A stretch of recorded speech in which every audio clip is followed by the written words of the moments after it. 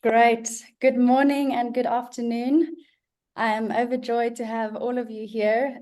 We've seen a lot of registrations, and also we had a look at who participated in the courses online and seen massive amounts. So it's evident that this is an important topic to a lot of leaders. I'm glad to see that. So I know it's going to be an amazing session. So quickly to just take us through and remind you what 54 is for. So what does 54 do? We guide nonprofits on your learning journey towards your full potential. What exactly does this mean? So we understand that the world of organizational health can really be overwhelming, and we want to break down that complexity for you and just help you to identify the next step that you need to take to grow and to strengthen your organization so that you can really pour in all of your energy into the mission, which is what you came here for in the first place, right?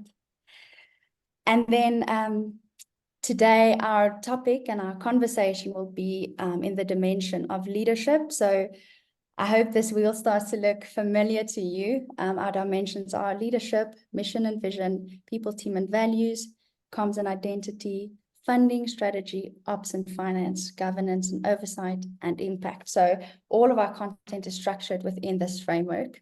And today we are going into leadership specifically. And when you click on leadership on the website, you'll see that there's 6 topics that pop up. And we are going to talk about the last topic, which is leadership handover. Our topic specifically today is mastering the art of leadership transitions. What I love about it is the fact that it is an art, which means that it's something that you can get better at. And the fact that you're here, it means that you are taking the first right step. So before we go more into the conversation, I would love to hear from you. I'll just go to our AHA slides again. Sorry, for some reason it doesn't want to exit. There we go. If you haven't joined this AHA slide yet, you can scan the QR code for everyone who's joined recently. We would love to hear, where in the leadership transition process are you? I see some are approaching it. You are in the right place, still far off. That's great that you getting ready and make sure that you're well prepared. In the middle of it, okay. Another one approaching it. Very proud of everyone who says it's still far off, that you're here and that you are at least making sure that when the time comes, you'll be prepared, right? Seems like majority today is approaching the leadership transition. I know today is going to be such a valuable session for you. In the middle of it, wow. 7 in the middle of it.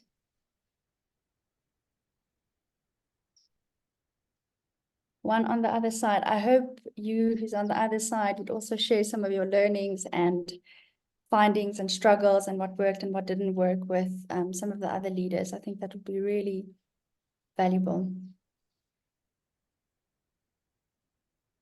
Okay, great, everyone. We don't have to stand still on this for too long, but it's just good and interesting to see that we've got majority of our joiners today approaching their leadership transition process or in the middle of it, which means this is a very topical conversation for you. Right, I'll take us to the next slide. Let me just see if that's okay. The next question is, have you identified a successor? So if you are especially approaching or in the middle of it, whether you've identified the leader who's going to be taking over from you. Okay, seems like it is a real challenge to do so. Okay, so majority has not identified a successor. There's a specific piece in today's conversation that talks about identifying the right person. So to the climbing number of yellow individuals, that's going to be a very helpful section for you. Okay, and to those who has identified a successor, I would really love you to share like the process that you've done to identify that individual. I think that could be a helpful learning to share.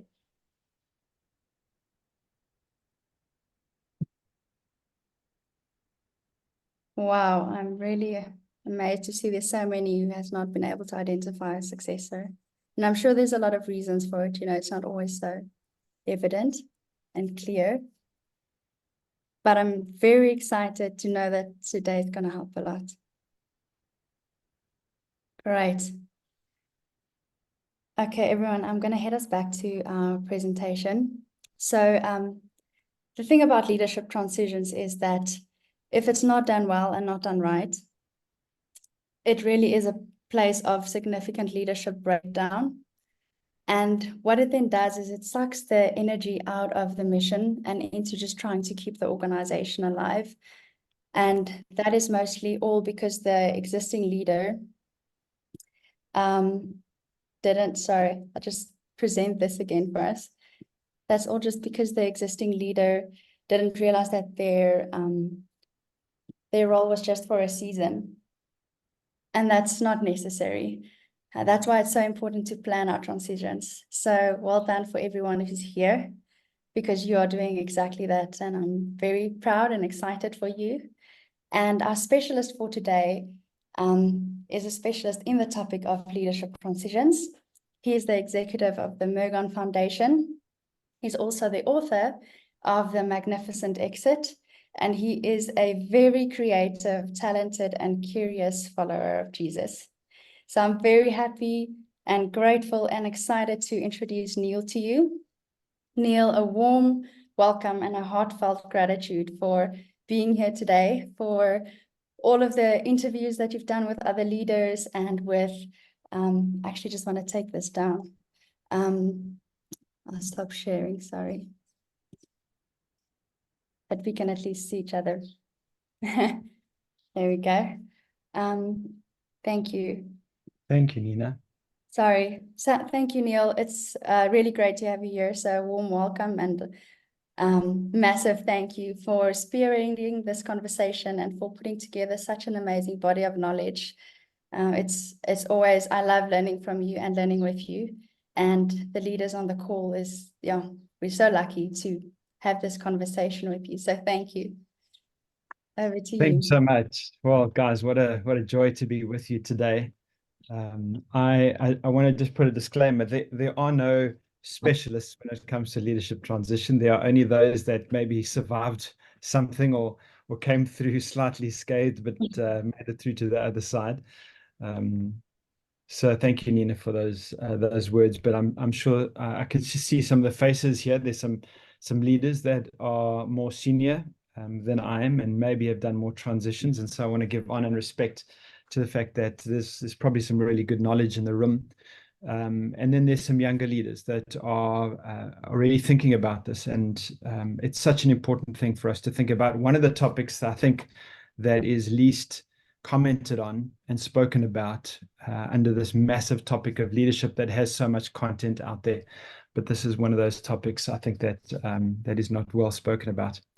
So it's a masterclass, and that's how we've prepared it, which is really a time together as leaders to discuss some of the important pieces. And that means that we're gonna think a little bit philosophically about it. We're going to get into some breakout rooms. We're going to get really practical about it, and hopefully come together with some good tools and learnings at the end. That's the hope anyway. So let me share screen and we'll jump right in to our topic.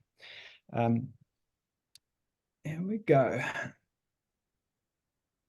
So guys, a couple of years ago, after I went through a real large transition on my own, having founded and led an organization for 17 years. Nobody ever spoke to me about leadership transitions, and suddenly I was facing one and realized how incredibly difficult a leadership transition can be. And at the same time as transitioning out of an organization that I had founded, I was transitioning into a new organization and taking over from a founder who had actually founded that organization the 20 years before that. And so it was a really interesting moment. And I actually found myself in this beautiful learning environment, exceptionally tough, exceptionally rewarding. And it was at that stage where I really started to seek the Lord and say, God, what is the right way to do this? And I began to dig into scripture and look at how Jesus did it. He is the one who has done the most amazing transition for us. And it was at that point that I also started to interview a number of leaders, which then carried on until about 2 years ago. And I began to put that into a book called The Magnificent Exit, which was published in the US last year by Tyndale. It's available on Amazon, or if you are in the US, you can buy it at any of the major Christian bookstores across the US. Really, this is not me saying I know how to transition leadership, but this is me saying I've had a real close look at how Jesus did it. And I think there's some incredible things for us to observe, and I'll take us through some of that today. And then I've learned from amazing leaders who've transitioned very large international organizations and have come out really in a good place at the end. And so, one of the common traits that we all share here in this masterclass is that every single one of us will transition leadership at some point. So if you're leading anything right now, you're going to go through a leadership transition. None of us will lead forever. And even if you're transitioning something small, there's still a big difference between doing it well and doing it badly. And one of the things I think I realized about leadership is that the quality of your leadership is not tested while you lead. The quality of your leadership is tested once you've exited. And I'll speak a little bit more about that in a bit. So we've got two major problems in the world of leadership today that we see anyway, from my perspective. We have a turnover crisis and we have a leadership vacuum. In my role in Mergon, we get to work with hundreds of leaders of different ministries. And so we get to see a lot of these dynamics out at play.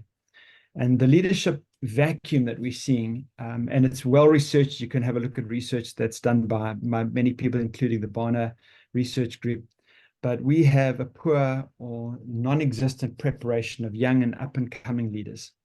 And this is not just about there not enough leaders in the pipeline wanting to take over the mission and vision of an organization, but this is also about how we have existing leaders who don't have a very clear idea how to prepare up-and-coming leaders well, maybe not even to identify them well.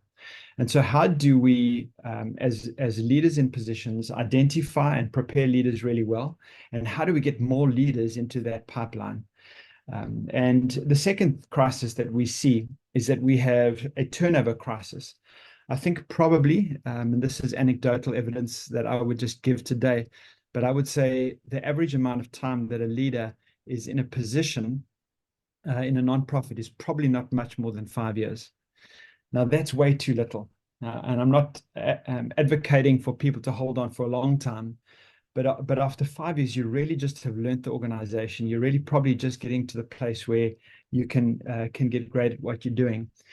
And due to the pressures that nonprofits, that ministries are facing, the amount of burden that leaders are carrying, the stresses, leaders are transitioning too quickly. And most of those transitions are done poorly planned, and with a lot of emotional burnout that goes in it. And there's an unthinkable cost on the kingdom. There's an unthinkable cost on the input that those organizations have had and on the people's lives around them. So we really need to get much, much better at this.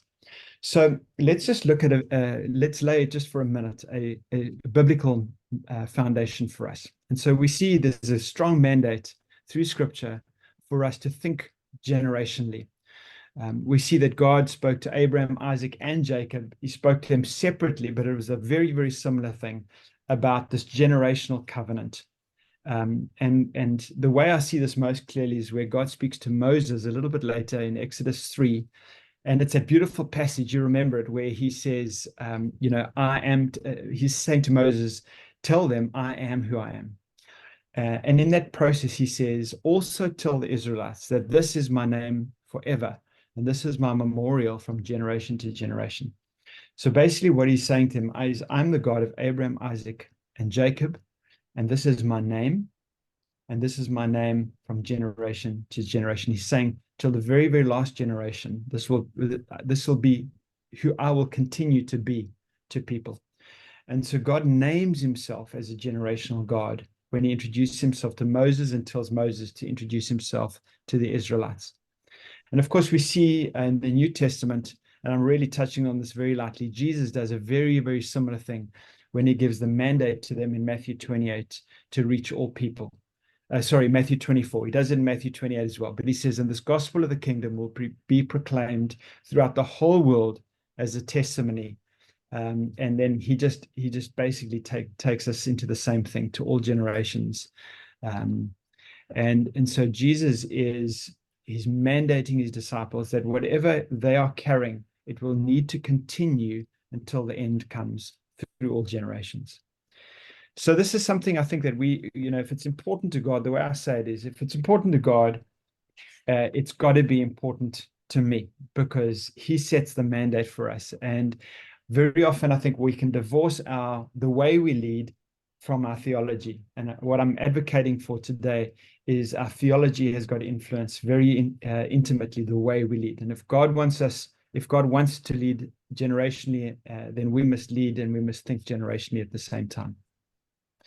So I'm going to break up our time together into two main sections. I want to just go first into a little bit of thinking for ourselves. How should we be thinking? And I'll break that up into two pieces, which is for us to go through what the right mindset is to approach a transition, and also to talk about how to get the right people in the transition. And we'll touch a little bit there on our own mindset and shifting our own mindset and raising leaders. And then the second half of our time together, I'm going to talk a little bit more practical, and we will look at the timing of moving into an organization and what the organization needs in different times. And then we'll talk about the process of actually moving the organization through a transition process. I'm going to get really practical in the end, and we'll have a breakout room for each one of those. So if you're still with me, let's dive a little bit into the philosophy, into the thinking behind this. And the best way for me to really talk about this is to talk about the difference between a redwood forest and an Amazon forest. The redwood forest has got the biggest trees in the world. They are the giants. There's nowhere in the world that we actually see bigger trees than the redwood forest. But the interesting thing about these, people, put pathways, and tourists come and they stare up at these incredible giants, and they are in awe of the redwoods. But there's not a lot that happens on the ground underneath the redwoods. And the reason's simple. These giants of trees, they've got to suck up as much nutrients out of the ground as possible to put into their growth and their stature and their height. The model that we have for leadership in the world today is very much like a redwood forest. We're told to promote ourselves, make sure your PR is good, your social media has got to be excellent. You've got to have all the right skills. You've got to pop yourself out amongst your peers so that you can have your voice heard. We've spoken about, we taught about having influence and making sure the influence is heard. Get yourself a strong platform for your influence. These are the things that we are taught and we're told. But actually, it's not the redwood forests that provide the oxygen for the lungs of our planet. It's the Amazon forest.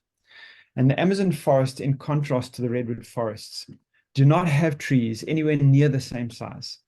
The trees are smaller. Sure, there's still large trees in the Amazon forest.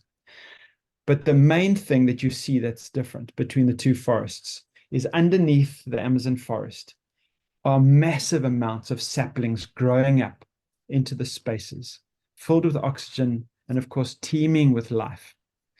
And this is the kind of leader that God's calling us to be. We're called to be the kind of leaders that provide oxygen for the people that are around us, so people can breathe around us. We don't suck up the oxygen for ourselves, so that there are saplings, there are trees that are growing up all around us. And those trees are filled with vigor and energy And we are not sucking up the lifeblood that's out of the organization around us, but we're actually putting a lot of life back into it. And there's actually research that shows how these trees actually share nutrients through their root systems. And it's a beautiful analogy of how you can have a large tree, you can have a strong leader, and actually that leader is sharing nutrients with the younger leaders that are coming up and nurturing those leaders so that there's a plethora of people all around us. And so I want you to keep that, that vision in your mind as we go through it. I think this is such a massive shift in our thinking, because we've got the culture of the world that's telling us to lead one way, and you've got Jesus, who never spoke to more people in his whole lifetime that could fit into one football stadium, I'm guessing. But we're told to be a leader that can fill football stadiums. And Jesus counted it okay to be the kind of leader that didn't grow so large. He was the Son of God, but at the same time, he had such a humble stature on earth, and he was just raising leaders around him as he was going along. So I spoke a little bit about the generational mindset just from the two scriptures that we spoke about. We need to be thinking as leaders much further down the line than we currently are thinking. Mostly, and I'm sure this is true for you, it's certainly been true for me, is I have for so many years while leading thought about my own timeline. I have not thought about the next leader's timeline. And I want to encourage you, if we want to think like God wants us to think, we've got to think through our own timeline and the next timeline. We at least have to have one more generation that's firmly imprinted in our mind when we're thinking of our leadership strategy, not just our own. And that's a real shift of paradigm for us to be thinking about the next person. Is everything that you're doing right now cultivating an environment where the next leader can come in and succeed? That's a huge shift in mindset. The second one is like the Amazon forest, is the humility to think beyond your leadership. And they're great leaders all around, and those leaders need to be nurtured. Some of those leaders are going to take your place, and we need to have the humility to think beyond our own leadership to those that are around us. And the third point around mindset I want to make is the importance of secure identity. We don't need to protect our position. If you're in place in an organization, and if you're leading, God's put you there. That we know from scripture, that's biblically accurate. There is no leadership except that which has been put in place by God. So if you're leading something, you're leading it because God has allowed you to lead that. The worst thing we can do is to try and protect what is not ours anyway. God has given us leadership to steward. If he's put us in place, we don't own the position, we steward the position. And I want to go to the difference between a driven person and a called person. And this comes from, I think it's Gordon MacDonald's book, Ordering Your Private World. And this really just helps me in this conversation so much. And what he says in the book, he says, driven people see their relationships, their possessions, and their positions as things that they own.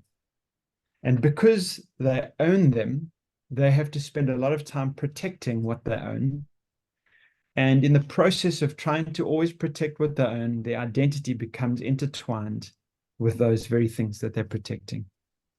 A called person knows that their relationships and their possessions and their positions are on loan.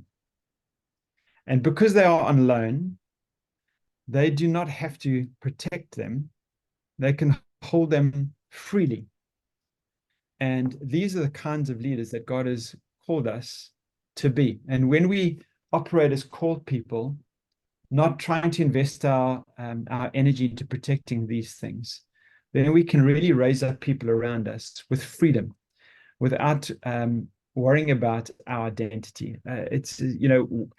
For years I used to think that identity was a subject for 21-year-olds who were just coming to faith and needed to find their identity in Christ. Friends, I want to just tell you really categorically here, because I've experienced it myself. I've researched this with many leaders. Identity is a factor right throughout your life, and especially when you're entering into a leadership position. And it's because, a leadership transition. And it's because our identity somehow gets intertwined with the things that we do and the things that people call us and the positions that we hold. And one of the the important mindset approaches of leadership is for us to extract our identity from the role that we have, the achievements that we have, the history that we've got. And we somehow need to be able to hold that again before the Lord and say, God, this is not mine. This has been on loan, and I'm happy to give this back to you, and I'm happy to hand this on to the next leader. So it's a mindset shift, it's a paradigm shift that we need to be really thinking through as leaders. And it's worth thinking about, which one of these are you? Where are you sitting on this paradigm? Are you on the left? Are you on the right? Are you somewhere in the middle? Just take that before the Lord. The second part of that, of the same conversation, is I found that Jesus had a very interesting leadership formula, which I don't hear a lot of leadership experts speaking about. So if you ask most leadership experts, what is leadership? There's a fairly common answer. I mean, there's several answers, but there's one that comes out, which is leadership is influence. I think it came from Maxwell, and it's been worked with over many years by many leadership people. Jesus didn't think that leadership was influence. He thought it was influence over time. I was actually training a group recently, and someone came up to me afterwards and said, no, that's interesting. You've actually got the formula wrong. And I agree with him, but I feel like it shows better this way. And he said it's leadership is influence times time. Because if you multiply something with 0, in other words, if you don't consider the time as a factor and you give yourself a 0 over time, the generational mindset piece, then anything multiplied by 0 is 0. And so you can spend a lot of time leading and not understand that leadership is influence over time, and your leadership can amount to nothing. And so Jesus' leadership influence is only evidence to us because it's got to us down the generations. The only reason why we consider Jesus to have some sort of impact on our lives is because somebody shared the gospel with us and brought us into a place of knowing who Jesus was. And that took thousands of hands handing over one baton to another baton to another baton to get to us. And that's the true quality of Jesus' leadership. It's influence over time. And so when we're thinking about our leadership, we've got to be thinking about the next generation. If you can be thinking about the 3rd and 4th and 5th generations, you are an outstanding leader. And that's what I would advocate for. It's also interesting to me to think that Jesus, he was content with his ministry. Like if we just oversimplify this for a second, Jesus had a ministry when he was on earth, right? 3.5 years. He was content to exit. He did the magnificent exit, and he exited after 3.5 years without that ministry fulfilling its mission. So he was content to build the foundations of that ministry and get it going, and then to exit. It had not completed its mission, because its mission was going through different generations. But he was content to make sure that his role that he played for that particular season was played effectively, and then he handed it over to other leaders. So if we just think about him as a human leader, because he was fully human, he led for 3.5 years. He did the job that he needed to do, and he exited out the way. But he made sure he prepared the generations to come in the most beautiful way.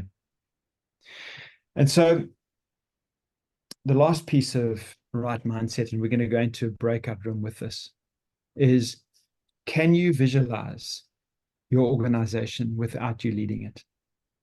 In fact, I want to say that if you can't visualize your organization without you there leading it, then you will not be able to prepare well to get into the transition phase. It's one of the most important things. We have to be able to see the team that you're leading, or the organization that you're leading, without you in it, without you leading it. You've exited out of it, and you've got to be able to see that organization thriving without you. And what I want to ask you to do, and this is really going to be the question that we're going to go into the breakout room for, is how does that make you feel? So we're going to go into breakouts, rooms of 4, sort of groups of 4. We're going to take 10 minutes.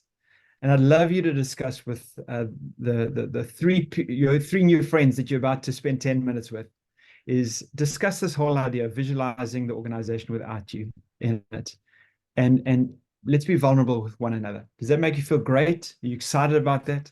Does that make you feel tremendously nervous right now. Is my identity a little tied into what I'm doing? And so I'm struggling with the idea of visualizing that. Let's have that conversation together, and then we'll come back after 10 minutes. Neil, this is funny. Someone asked me how Morgan is without me, and I said perfectly fine. They've got Neil. That's great. Well done. It's a good start, Martha.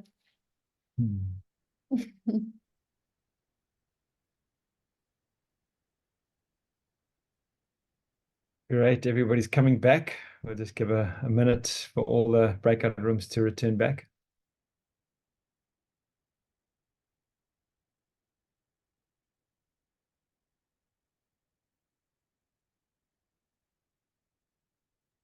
I hope you had some good conversations. I'm going to ask for 1 or 2 responses.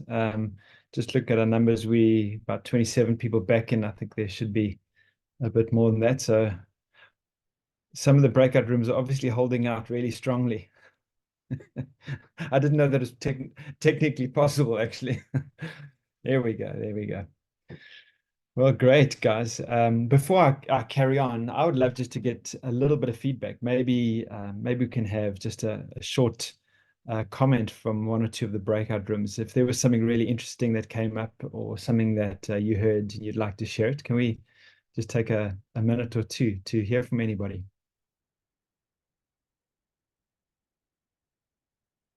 One leader who was in a breakaway session shared from his own experience, to say, I can actually visualize myself, or rather the organization, without me, because I have participated in a transition before. But he was also very candid to share with us that the transition, for many other reasons, didn't go as well as it was planned, and he had to step in. But he is so confident to still participate in a transition process because he really believes in the health of transition. That's great. Thank you, Kane. Another comment? In our group, Neil, there was a guy who had read your book, or was reusing your book, and in that, although he had only been 5 years in the organization, I thought this was quite interesting, that but he felt like the next phase was that whole thing of finding another leader who can take it on to the next phase. So it's not only this thing of where you have to leave when you retire, but that whole thing of also being able to let go when you think you're not maybe capable of, or not feeling like you're the next person for the next phase. Thank you. That's amazing. Yeah, the wisdom to hold these things lightly and to really think beyond yourself to the organization is rare, and that's really amazing. Well, great. I'm going to jump back in, guys. So let me share screen again. And so thank you. I hope your breakout rooms elicited some really great conversations. So one of the questions that we really want to touch on or answer is how to identify the right people for a transition. One of the questions I get asked a fair amount is, do I go for one person or do I go for a team of people? In other words, am I only grooming one person, or am I grooming 3 to 5 people? And it's a really good question without a clear answer. One thing that I would say is I have experienced more often than not that people who are grooming just one person are disappointed, because the closer you get to that transition, sometimes a single leader gets cold feet, just thinks that they're the wrong person, is overcome with the emotions of not being able to lead, and actually opts out. And I've heard quite a few stories like that. And so if you are putting all your money on one horse, there's a chance your horse may not get to the finishing line. I hope that's not the case for you. I think it's safer, to be working with a small handful of people, and to move them forward towards transition, and trust that the Lord is going to identify the right person in that process. And at least you're developing a group of people. It feels like a safer way. It also feels like the Jesus way, right? Because that's what Jesus did. He moved 12 people along, and he moved 3 people particularly towards his transition. And so I think if we're just looking for a Jesus model, it's probably a little bit closer. But of course, we've got plenty of examples through the Old Testament and the New Testament. Paul invested heavily into Timothy. Moses invested heavily into Joshua. And so there are definitely examples where you have got a very clear success and you're working with them. But I think the point I want to make here is the importance of looking on the inside of people. Again, if we go back to what culture tells us, and if we go back to what popular leadership theory tells us, you're looking on the outside, you're looking for skills, you're looking for charismatic people who can connect easily with people, who've got the communication ability, the vision casting ability, the organizational ability. These are all things that are skills on the outside. And this is just such an important scripture for us, which says, the Lord said to Samuel, do not consider his appearance or height. I'm just trying to move my cursor and I'm really struggling to see the rest. For I have rejected him. The Lord does not look at the things that people look at. People look at the outward appearance, but the Lord looks at the heart. And so we need as leaders to be able to do things to help us to see the heart. And it's very, very hard for us to do that unless we get to know people really well. Some great leaders that I have spoken to about their transition process told me about the countless hours that they spent with the invitations of their up-and-coming leader or leaders around their dinner tables, making it personal, getting to know families, going out on trips with them together so that they could spend enough time to begin to see the true character of the leader. This is much more important. We hire mostly for skill, but the thing that makes a good leader is not the skill; it's the character, it's the gold that's sitting on the inside. And testing is one of the most important things that we can do to reveal character. Testing is one of the things that puts pressure on people. And we see how Jesus, and I'll touch on that in a second, how Jesus tested his leaders regularly. It's probably one of the things that is least done in leadership development. Testing is least done. We give people tasks, but we don't apply pressure on those people that we are wanting to see come through the transition process. And I want to encourage you, and this is not me being a sadist, I want to encourage you to be comfortable to apply pressure, even fairly heavy pressure, on those that you're leading, not to break them, but you simply cannot see everything in a person's character unless they are tested. And testing is revealed over time. So that's why I always encourage leaders, if you're talking about, Susanna, you asked a question at the beginning, what is that sort of process if I'm approaching it? I would say 1 to 3 years.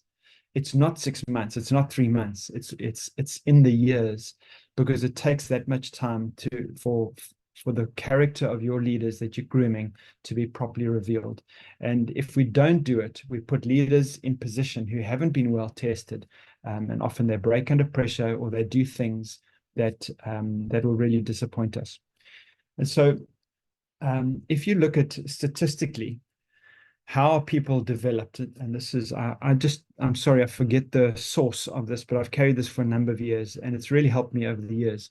41% of people are developed through challenging assignments. 23% of people are developed through developmental relationships. So those are your mentors, your coaches, or someone alongside of you in a work environment. And 21% are developed through adverse situations.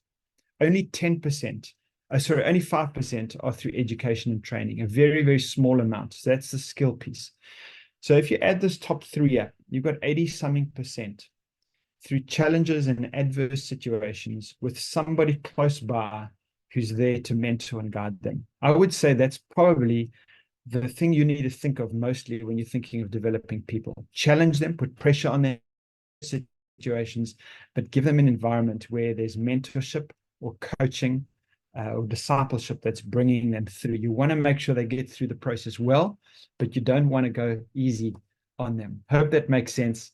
And I hope nobody's going to shoot me for saying put pressure on people at the end. And then I want to just spend a little bit of time talking about how Jesus worked with the people that he was grooming. And if you look through scripture, you'll see these. I studied as much as I could what Jesus did at different times of his transition process. And I want to give you 7 things that I see Jesus did through the process. The first is he cultivated belonging. And belonging is really, really important. People want to know, especially if you're going to test them down the line, they want to know that you've got their back and they belong. They belong to the tribe. They belong to they're part of the family. They're part of the community. They really want to know that they belong. And yeah, I think Jesus, you can see how he called his disciples to a connected lifestyle. He said, foxes have holes and birds of the air have nests, but the Son of Man has nowhere to lay his head. But follow me. Come and stay with me under the circumstances that you'll find me in, and we will do life together. It's the first thing is they felt like they belonged. In fact, he didn't require them to believe before they belonged. They didn't have to know the mission statement or the vision. They just needed to know that they belonged. And this is really, really important. We can't develop people to the level that we should unless they know that they belong. The second thing he did is he envisioned them.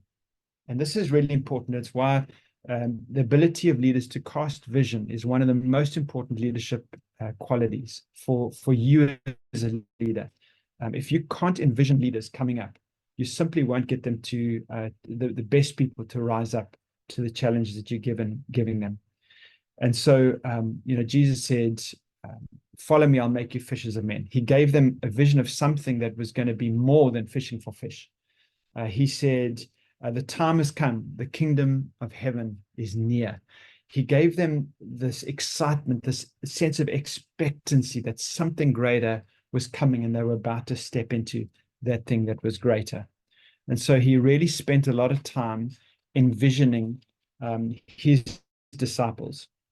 And the third thing he did was he affirmed them. Another way to say this is he was an encourager. He was the champion encourager.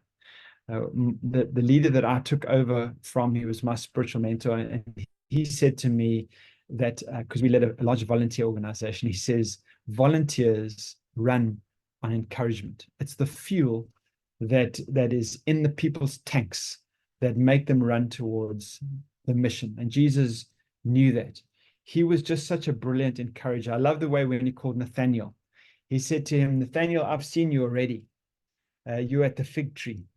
And he said, I can see inside of you. There is no guile. You are a righteous man. You're a man of truth. You're a man who can speak his heart and not hold back from that.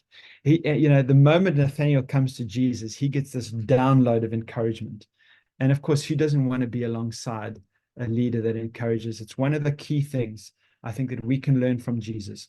Help them to belong, fill them with vision, and keep them encouraged. And I'm not talking about flattery. Flattery, I think you all know, flattery is a very, very dangerous thing. I don't allow people to flatter me, and I'll never, ever flatter somebody else. There's a big, big difference between encouragement and flattery. We need to be able to see inside of the person, see the quality of what God has put inside that person, and draw that out in front of them and hold it in front of them for them to be able to see it themselves. That's really what encouragement is. And actually, the Bible connects prophecy to encouragement. It's actually the spirit of prophecy to be able to encourage someone to help them to see the thing that they can't yet see and be able to walk into that. That's really what the encouragement piece is all about. Fourthly, he tested them. Now, we've spoken about this a little bit, but he tested them so much. He sent them to proclaim the kingdom and to heal the sick. I mean, they didn't have a clue how to heal the sick when he sent them to go and heal the sick. He told them to take nothing for you or for your journey. Leave your money behind, leave your staff and your tunic behind. Take no bread, take no extra shirt. You're going out to the cities and the towns that I'm coming to. Go and heal the sick, go and deliver people from demons. It's a real test. He's putting a lot of pressure on them.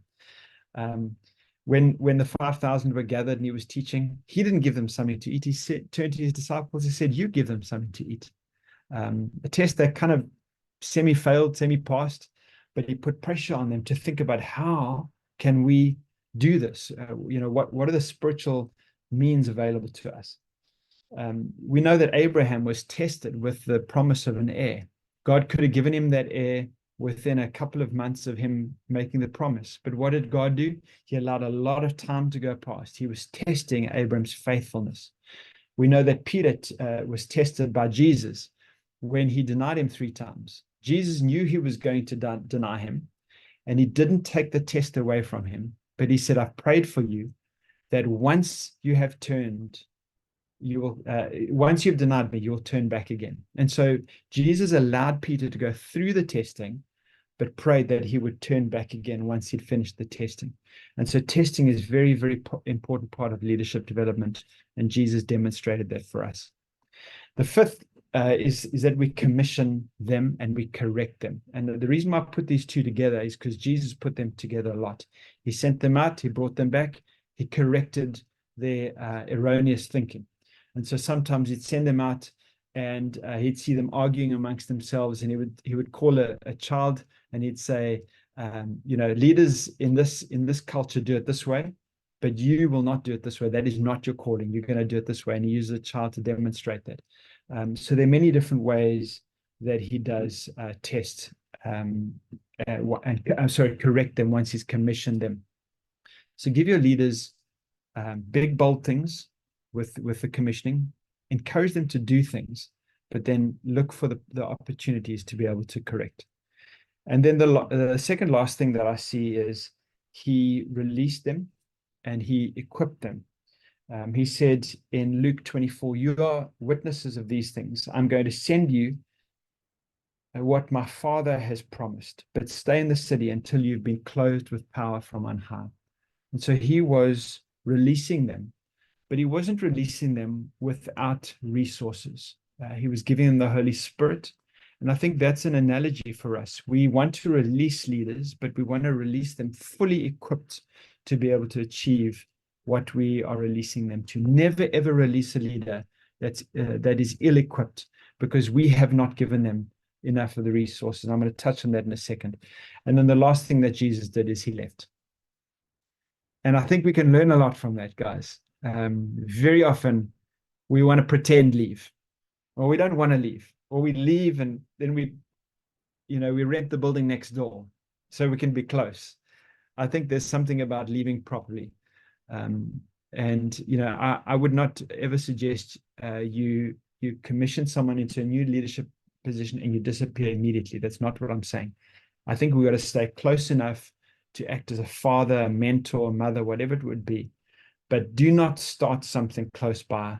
Do not, I think leaving, we actually need to leave. We need to make sure that we leave properly. So I want to touch on 2 things, and we're going to jump into our next breakout room. So we've spoken about having the right mindset, and we've spoken about developing the right people. Let's get really practical. Let's talk about timing. How do we think about the timing of your transition? Another big question I think we often get asked is, how do I know when to leave? How do I know when I should be thinking about my exit? Well, I think we've got to think about it primarily from the lens of the organization that you're leading. Every organization needs a leader for a season to lead really well for that season. If the leader stays too long, they overstay their welcome and they cause that organization to plateau. So one of the parts of this, the answer to this question, is to think about the life stage that your organization is at and what the organization needs at the time. So typically, and this is really oversimplifying it, but typically, we have organizations that are entrepreneurial. These are organizations that are, we call them people practice organizations. There's a lot of energy towards a very clear vision. It's burning up, the mission's living in people's hearts. There's quick decision making. Often it's still founder-led. And there's a very sacrificial culture. You know the kind of organization I'm describing here. On the flip side of that, you sometimes have very chaotic systems. You've got no clear strategy. You've got financial exposure because you're doing things that cost you money and you don't have the money coming in, but it doesn't matter because the energy is so high and the people are so bought into the mission. It's amazing. It's a wonderful place to be. The second life stage is, I would just oversimplify it by saying a developing life stage, where it's very strong on thinking practices. It's now matured from that entrepreneurial sort of space, and leadership is well established. Mission is not so much in people's hearts, it's there, but it's also on the wall. The brand is clear, the story is clear. Funding is now more stable. Strategy is much more focused. The organization has moved into the place where it can really think about its thinking and think about its strategy and the way it does things. Sometimes in this season, there's a bit less energy and leaders can be a little bit stretched, maybe a little bit burnt out. And processes and systems can be prioritized above people. That sometimes happens, that systems come above relationships. And then the third phase is where an organization is now mature, sort of more in a governance practice life stage. There's great accountability, very good governance. It's got established measurement processes, so it understands its strategy is working or not working. It's able to tell you that really clearly. It's got a solid reputation. The board is strong. But sometimes in this mature stage, the leadership can be stagnant or be stagnating. There can be bureaucracy that's creeping in, maybe from an over-involved board. Mission becomes lukewarm. And sometimes an organization in that stage needs to return back to an entrepreneurial thinking. So this can actually be a fairly cyclical process. So the question that we need to be thinking about is, what kind of leadership is needed for what kind of life stage the organization is in? And I think here as leaders, we can be honest with ourselves and say, well, actually, I'm a visionary leader and I'm in a mature organization where the vision is very clear, or I'm an operationally strong, system-strong leader, and I've over-governed this organization and actually needs to get back to something else. So what kind of leader are you, and what is the life stage that your organization is at? And the last piece, and then we'll go into another breakout room, that just to finish off on this is, and this helped me tremendously, is to realize that we can adapt our leadership. So just because your leadership might be slightly different style to what your life stage of your organization does not mean it's time to exit. Because, and Daniel Goleman's helped me tremendously. I'm going to talk us through this very quickly. There are 6 styles of leadership that Daniel Goleman identifies. And I've found over time, as I've paid attention to this, I can adapt my leadership in different ways, and so can you. So the first style is a commanding leadership style. And this is a very strong leader that demands immediate compliance and is very good in crisis situations, lieutenant in an army, captain in an army, you know, that kind of leadership style. The overall impact on the climate of an organization of a commanding leader is mostly negative. So it's very good in certain situations, but if you keep staying in a commanding leadership style, you're most likely going to have a slightly negative impact. The second one is the visionary style. The visionary style mobilizes people towards a vision, brings people with them towards it. And it's very good when there's a change and a shift and clear vision needs to be articulated, or getting people directly into a new way of thinking. And this, as an overall impact on the climate of the organization, is most positive. The third is affiliative. This is where the leader creates a lot of harmony, builds a lot of emotional bonds, where people come first. And it's often a time of healing, a pastoral type of leader who can come in and heal rifts and brokenness that's been in there. It has a positive impact on the organization.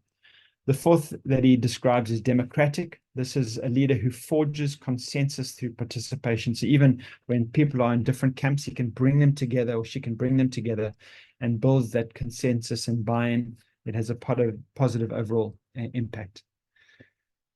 The fifth one, and this was me in my 20s and 30s, is pace setting. Sets high standards for performance, is just, you know, leading from the front, expecting everybody to run as fast.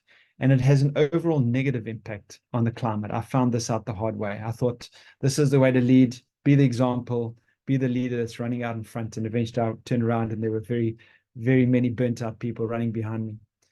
The last one, sorry, the sixth one is coaching.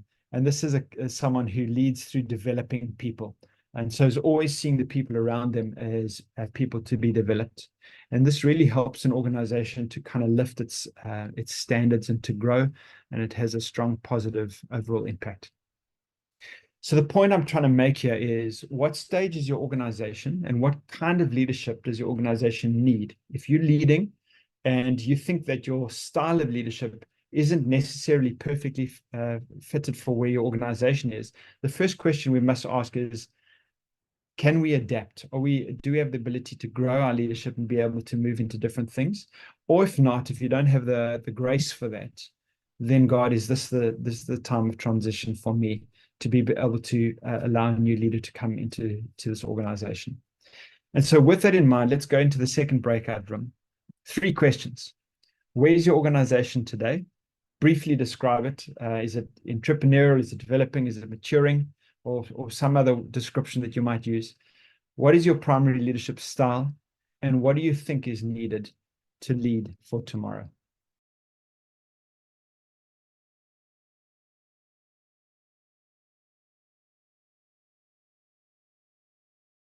Everybody's coming back.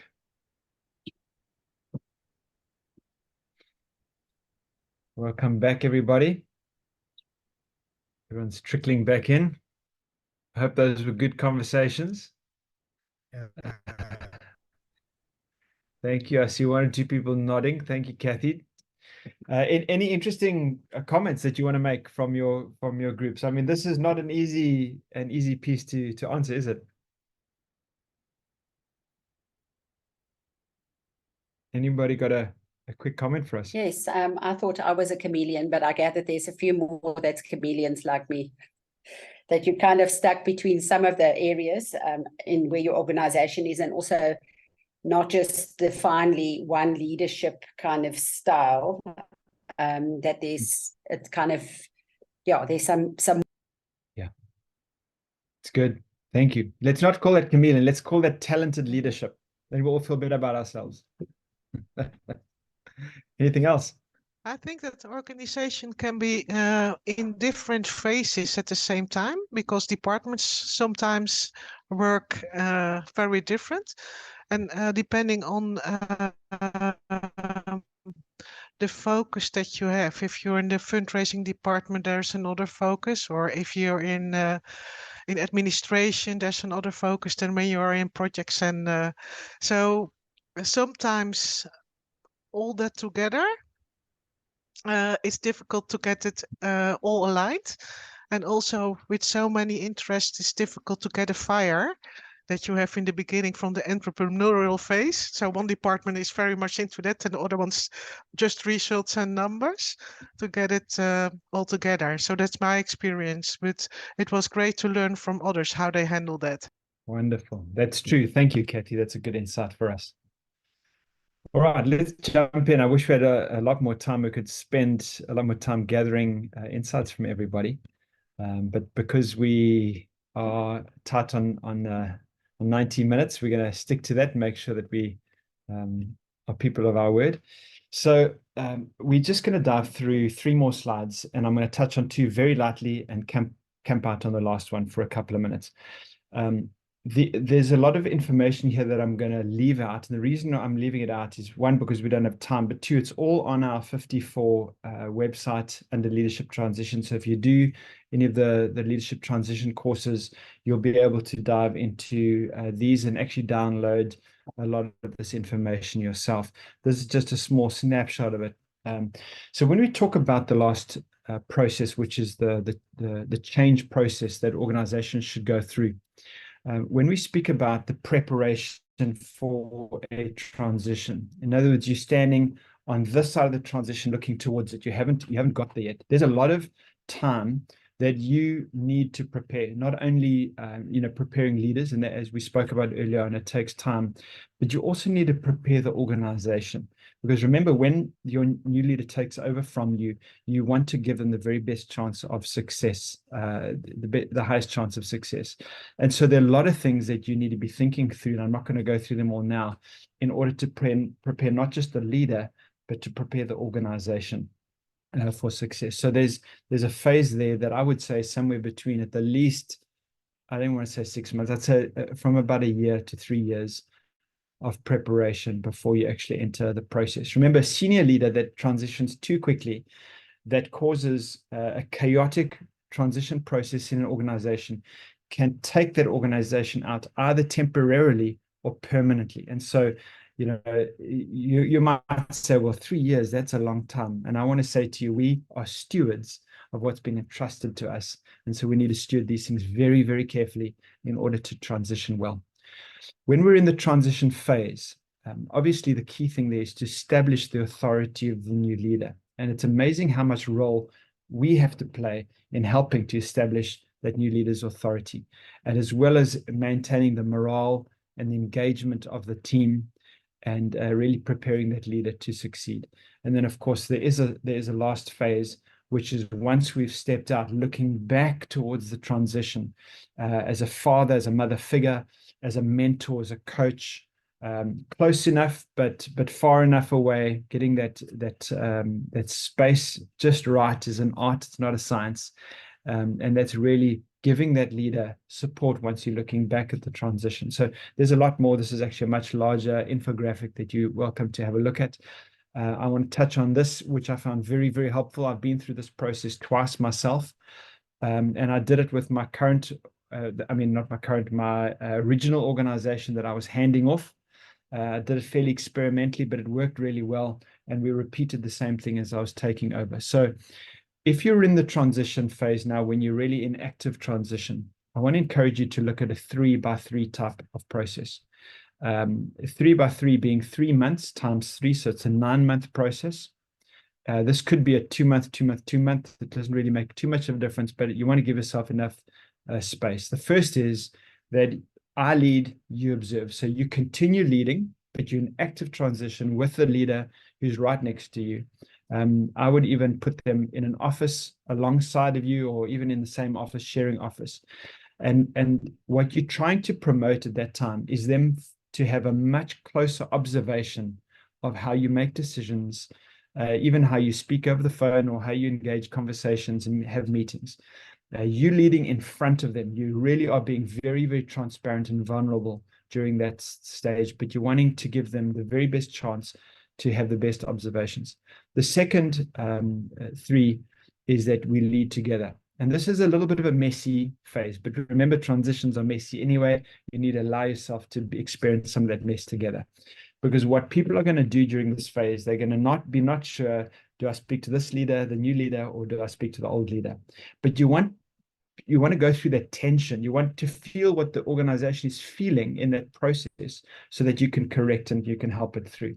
And so there you'll be making decisions together. And sometimes you'll be in a meeting, you'll look at one another, you'll say, well, who's making the decision on this one?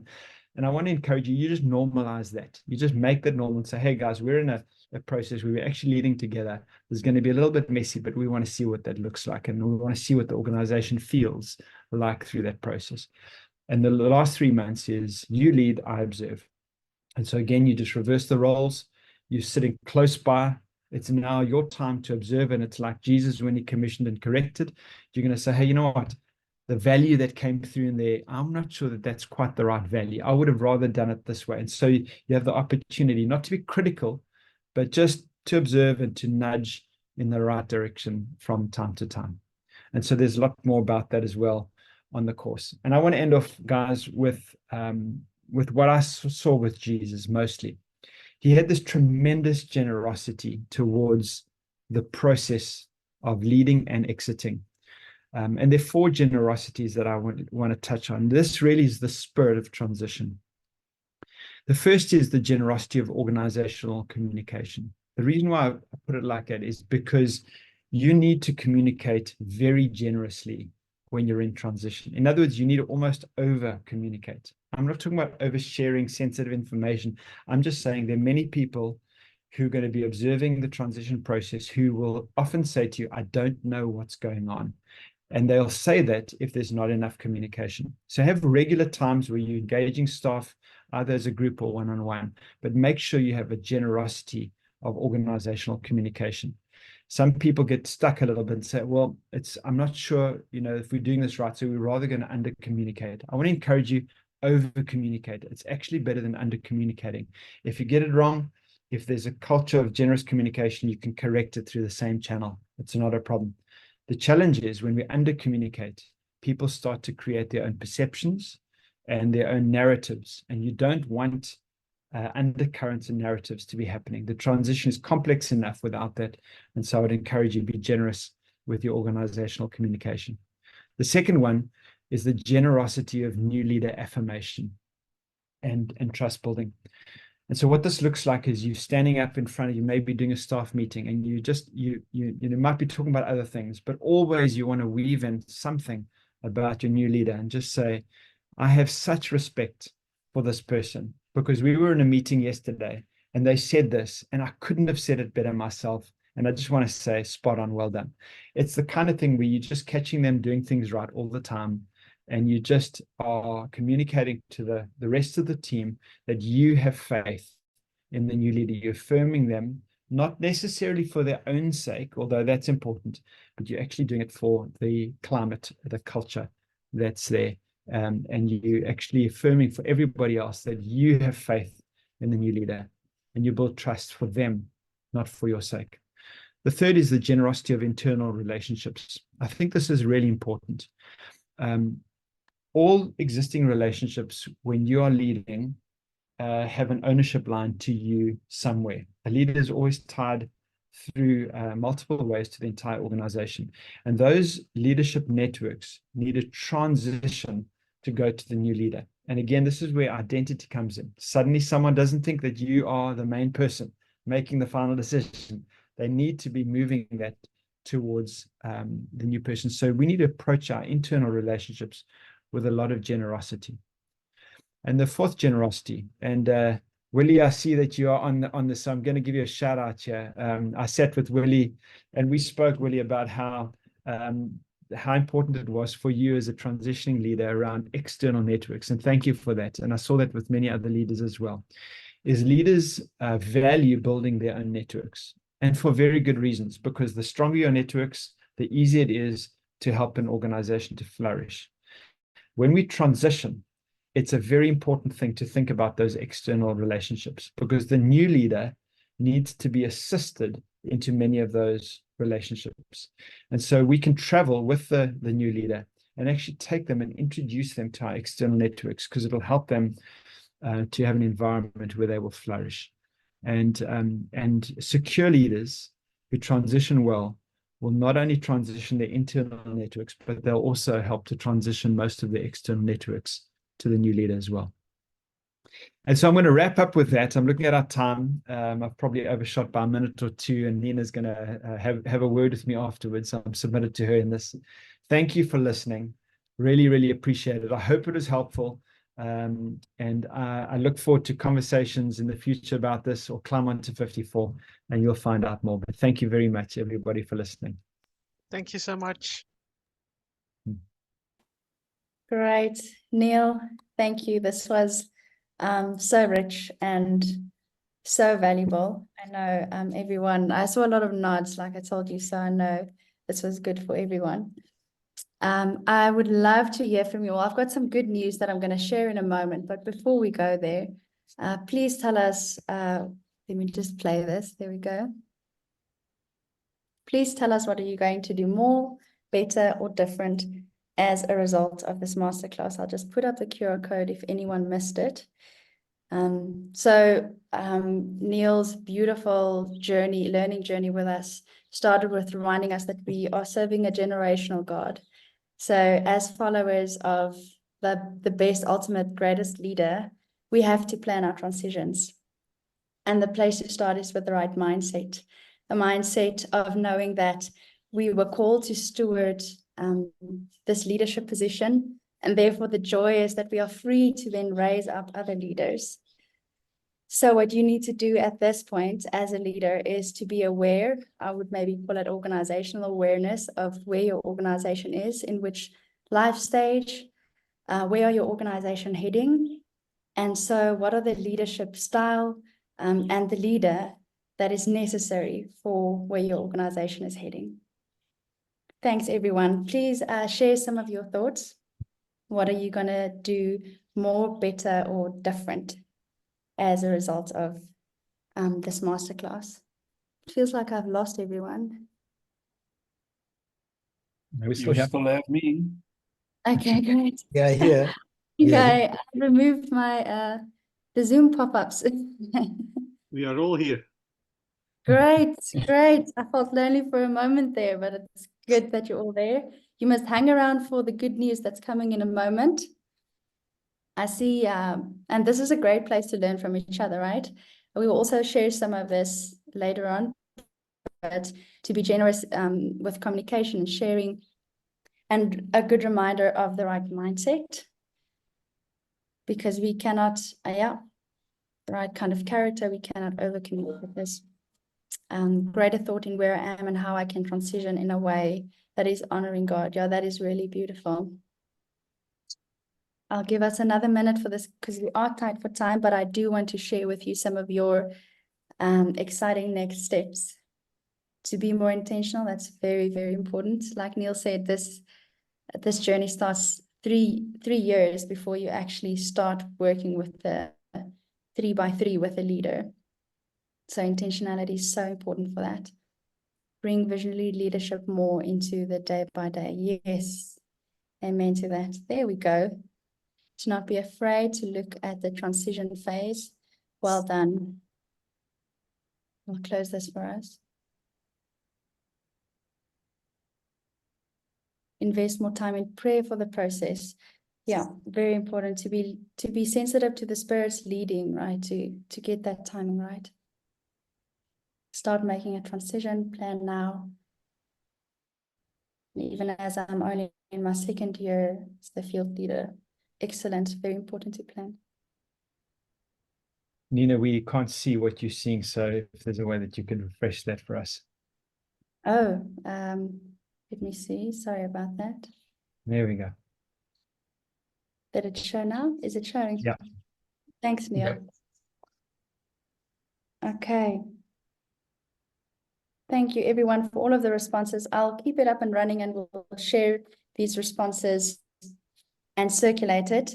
But I also do want to respect your time. So for that purpose, let me take you back to the presentation where I want to show you your next step. So if you are like me, and you also felt like you want more and you really love this, I've got great news. We are launching for the first time ever, and I'm sure not the last, a limited time or limited duration WhatsApp cohort.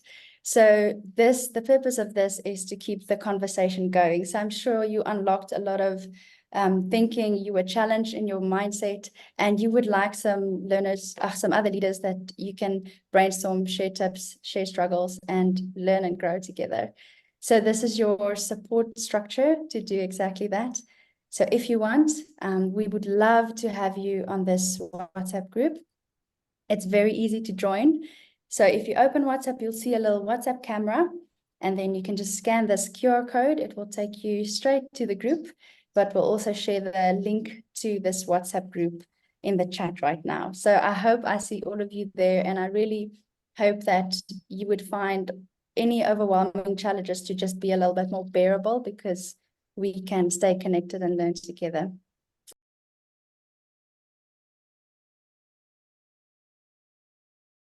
Yeah. Okay, lastly, everybody, before I let you all go, because we've got a poll coming up, and I would really appreciate your feedback so that we can just continue to improve. But next steps is that a lot of the practical, amazing tools and tips and thoughts that Neil shared is in his courses. So if you go onto the platform, under leadership, it's under the topic of leadership handover. And then our upcoming events would be on funding and communication and identity. And we've got Scott Steele sharing on funding and Tim Tucker on comms and identity. And that's going to be great events as well. Great masterclasses. So we've got one in February and one in March. You'll notice that we've got one a month. So I hope to see you there.